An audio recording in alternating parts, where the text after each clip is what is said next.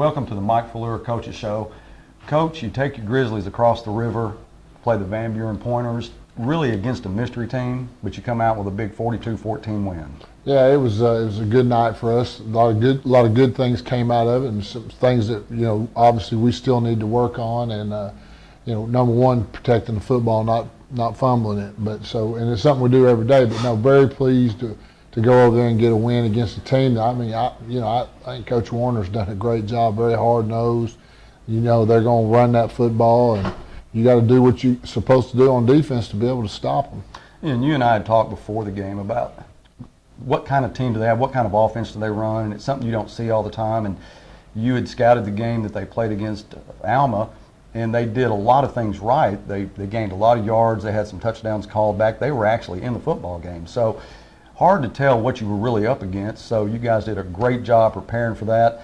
You actually kicked off to start the game. They are not able to do anything. Defense does a great job. They punt it back to us. Trey Norwood starts at quarterback. He is not able to get the offense going. We have to punt back to them. They have a couple of good series, Coach. They had a green kid, number 23. He busted a couple of good runs, and you're thinking, boy, here they go. This is going to be hard to stop. And then we got used to it. We were able to catch on. Defensive line started doing a better job, and then they had to punt back to us. Yeah. Well, you go into a game and you prepare for what you've seen. And so we had one tape.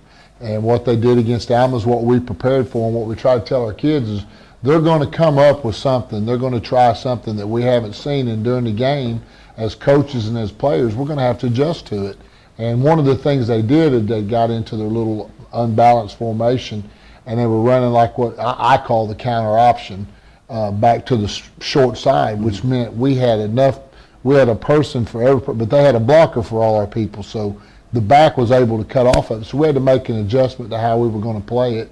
And it really took one series. And after that, our kids really did a great job of playing it overall. They're going to gain some yards, but, after that one drive that they scored on, I really don't think they came close again to scoring till late in the game when they scored on our young guys. Well, your defense steps up, causes a fumble. Matthew Jackson recovers the fumble, and we drive the ball down to the 2-yard line. You get a touchdown by Derek Wise for 2 yards, puts Northside up 7-0. Yeah, again, they didn't turn the ball over as much as they did against Alma, but they put it on the ground some to help us. But Matt was there to make the play, and then we come in and we run the zone and double option, and Trey keeps it 2 or 3 times, gets it down there, and then give the ball to Deuce, who's going to be a great player for us, and gets it in for his first high school touchdown. Coach, he is a good player, and I know you're looking forward to his future. We end up kicking off to Van Buren. They get the ball at the 20 after another kickoff into the end zone by Chewy. They mount an 80-yard, 7-play drive and cap it off with a touchdown to their wide receiver. Yeah, and that's what I was talking about right there is, they came up with the little formation in the play we hadn't seen, and it took, we tried to make some adjustments during that drive, but it took getting those guys off the field. In today's world of coaching, you have like all the stuff on the sideline where you can go back and you can watch what's happening, where back in the old days, you had to do it in your head. Well, now you get to look at it. Right. So Coach Curry and those guys did a great job of making adjustments, and our kids did a great job. So, they went down, scored, made it 7-7. Well, you end the first quarter at 7-7. Northside ends up getting the ball back on their own 37-yard line. They move the ball down to the 12-yard line. This is with 10 minutes left in the second quarter. You're on the 12-yard line. You got a 3rd and 10. And Frazier throws a pass to Byron McGrew that I would say is as good of any pass and catch that I've ever seen. Yeah, Max and Byron did a great job. Max put it up there where Byron can go get it. Byron was quite a bit taller than that corner, and he just went up over him and caught the football and came down with it. And then Chewy comes in and adds the extra point, and we got a 7-point lead again. Well, that gives you a 14-7 lead, and then you end up getting the ball back after a 4th and 1 that Van Buren has. They decide to go for it in their own territory. Trey Norwood shuts them down, which is just a great play by him, great instinct. Actually, for a loss, you give the ball back to your offense. They ended up taking it 4 plays later, give it to Hunter Pendleton, and he goes 28 yards untouched into the end zone. Yeah, let's go back to Trey. That was, they're running that rocket sweep where they pitch the thing way out there, and again, it's man man on man, you got to get off block, make tackle. And Trey broke down and made the guy stutter step and kind of go outside and just make great open field tackles. So that's why Trey Norwood's known as the kind of player that he is. And then come back on offense, do a good job, and we run the inside zone, and Hunter cuts it back like we didn't do the week before, and scores from 25, 26, and feel real good about where we are at that point. Coach, you talk about Trey Norwood and his speed and being able to break down and force a guy to do something he doesn't want to do and then be able to make the open field tackle. Mm-hmm. How do you coach that? I mean, that's hard to do. Some of it you don't coach. Right. I mean, that differentiates between players. But, we do a lot of time. We do our tackle circuit every Monday and Tuesday, and part of it is what we call coming together, getting your feet under you, where you're not lunging for people. And so, Trey, a lot of it's his own ability, and then some of it hopefully is the tackle circuit that we work on. Making those open field tackles, that is a gift. That is something that's fun to watch when a kid's that good at it. When we talk about Hunter Pendleton at his speed, and he was able to get in the end zone. We talked about it during the broadcast, how fast it actually took place. Mm-hmm. Was he about a 4.6? He's 4.6, 4.65, somewhere right in there. He's got real good quickness, gets off pretty fast, I know you had talked about this in the beginning of the year, that one of your strengths is going to be speed. And between Trey Norwood on defense, Hunter Pendleton on offense, you do have some speed there. We do. We have several guys that can run, and hopefully it's something we're going to be able to use to our advantage. Well, that puts you up 21-7 at halftime, and that's going to do it for the first half. Stay with us. We'll be back with Coach and second half highlights right after this.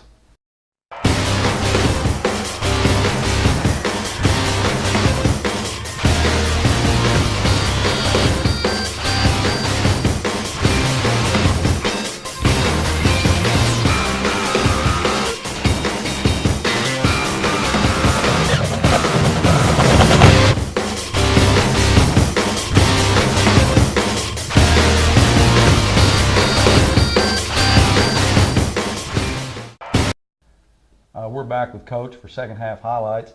Northside's up 21-7 and gets the kickoff, the third quarter, Coach, and you get the ball all the way down to the 7-yard line.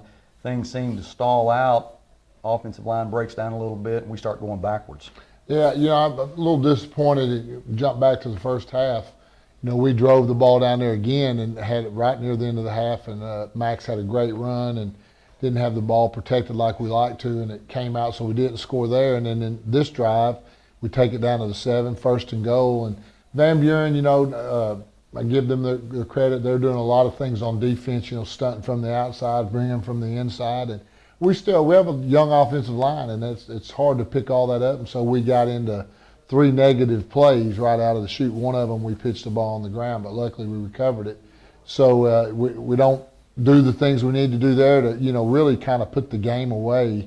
If we score both of those, it's 35-7 early. Right. But that's something we got to do as a team and get better at. Well, it moves you back to a position. You've got to make a decision now. Mm-hmm. You're going to let Chewy kick a field goal, or you're going to punt it, and you decide to go ahead and punt. Yeah, looking back at it, I probably should have kicked the field goal or tried. Chewy's good. He can kick from 50 in. But he was complaining about his knee bothering him, and so, we'll just punt it. But, with the rules in high school, if you kick field goal that goes in the end zone, the ball comes back to the 20. So we would have been better off with the punt that Chewy gave us. So, well, it was a good decision. We shut them down.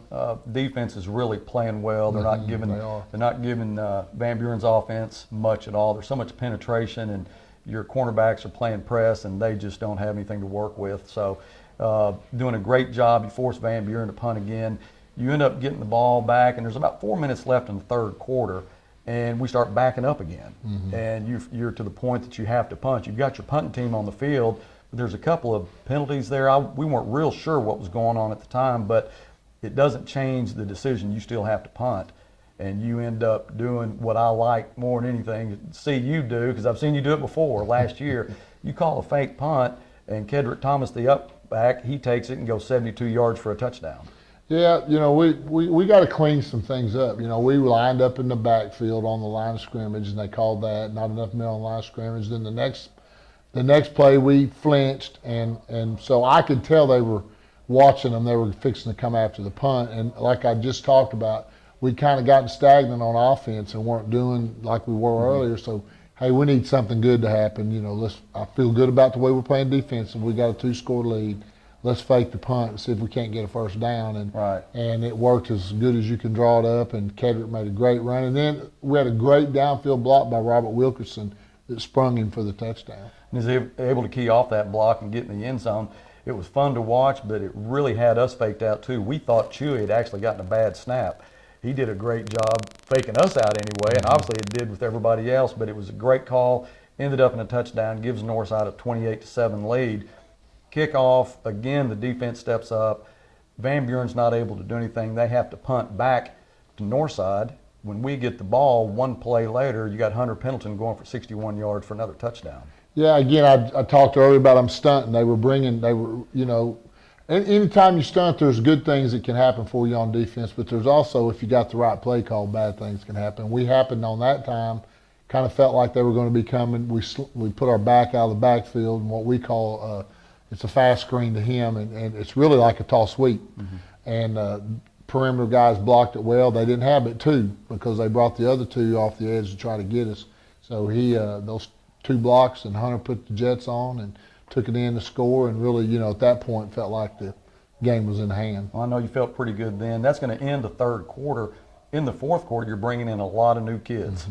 Yeah, I mean, I'm not one of those guys. I mean, I want to, in today's world, you got to make sure you got a big enough lead, because people most of the time aren't going to pull their guys out. They're going to keep trying to score. Well, Coach put in his guys too, his skill guys. He left his linemen, but I told us, let's get our guys out. Number one, the game's in hand. Number two, we don't need to get anybody hurt that we need for the next week. And number three, those guys that practice every day and maybe don't get to play a whole lot, there's a chance to get some reps. And a lot of them are young and will be back next year. So as many times as we can get them in that situation, I want to do that. Well, we talked about that during the broadcast too, that you're getting some new kids in. And that's the exact point we made, is that they practice during the week. They do everything you ask them to do. And when it gets game time, the only chance they really have to get in, maybe an injury or if you get a big enough lead. So a lot of times they'll really put out some extra effort in that game. And I'll speak about one a little bit later. But it was fun to see those kids play. Yeah, I mean, most of those guys are your future, and you want to get them as much experience and time as you can. And realistically, when you look at our schedule, you're not going to get a lot of opportunities to do that. There's going to be probably pretty tight football games every week. Right. And they did a good job for the most part till you get down to about 5 minutes left in the game, and Van Buren throws a 45-yard touchdown pass.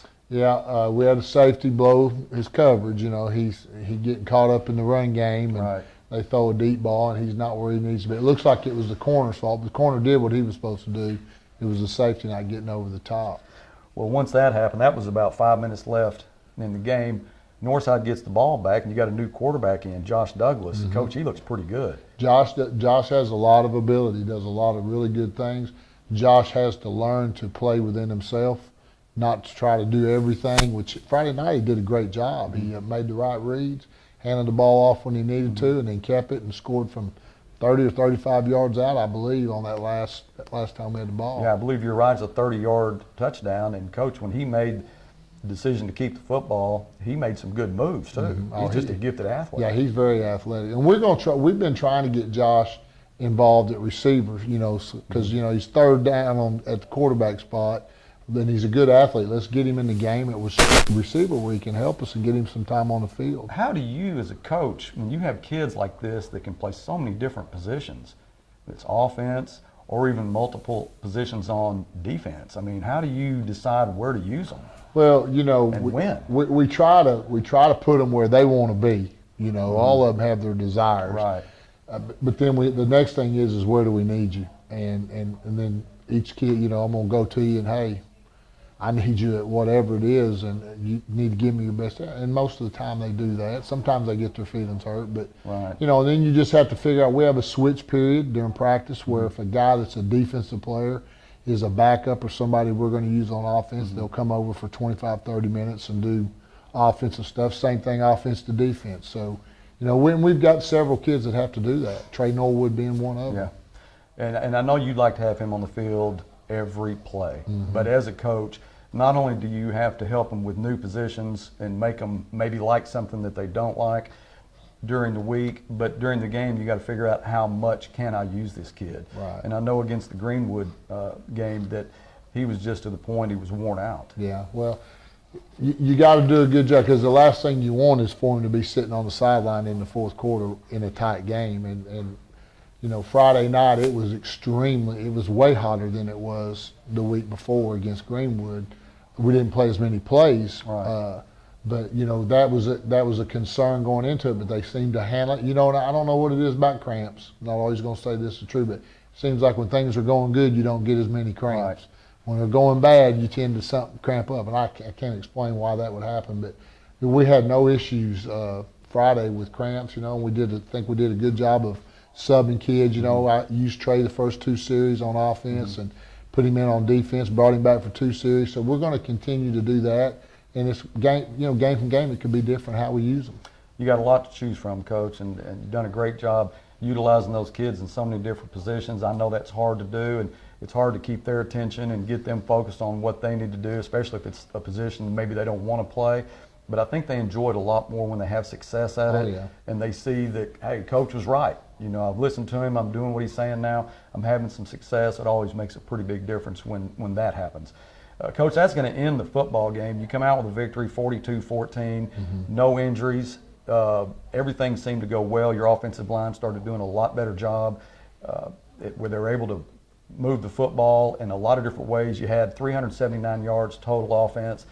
Most of that was running. I think you had 40, 45 yards passing. But your offensive line is coming together. Defensive line, Tanner Cross had a great job. We really enjoyed watching him. Chewy again played well. So it was a good 42-14 victory. Now you got to go to work for this coming Friday. You got the reigning 6A champion Pine Bluff Zebras coming to town.